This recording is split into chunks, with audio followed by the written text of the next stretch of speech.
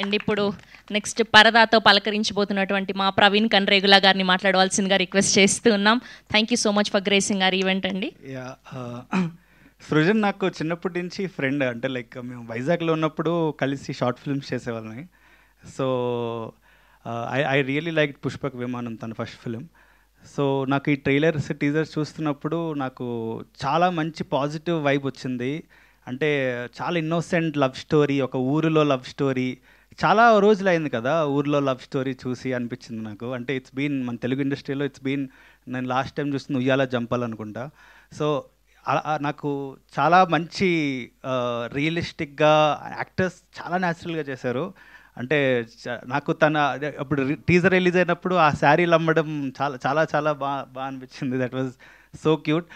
So అదే very అంటే Srujan like congrats for, అంటే నాకు ప్రొడ్యూసర్ కూడా నువ్వే అని తెలిసింది. అంటే ఐ నో ఒక ఇలాంటి సినిమాని పులప్ చేయడానికి చాలా కష్టమండి. అంటే ఒక ఐడియా ఉంటుంది, ఒక సపోర్ట్, అంత పెద్ద సపోర్ట్ దొరకదు. సో తనకు తానే ప్రొడ్యూస్ చేసుకొని, తనకు తనే రైటింగ్ రాసుకొని, తనకు తనే డైరెక్షన్, తనకు తన యాక్టర్స్ని పెట్టుకొని, it's not an easy job.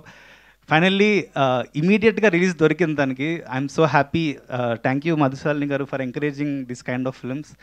So ఇలాంటి ఫిల్మ్స్ రావాలి అంటే డెఫినెట్లీ చాలా పాజిటివ్ వైబ్స్ అనిపిస్తున్నాయి నాకు.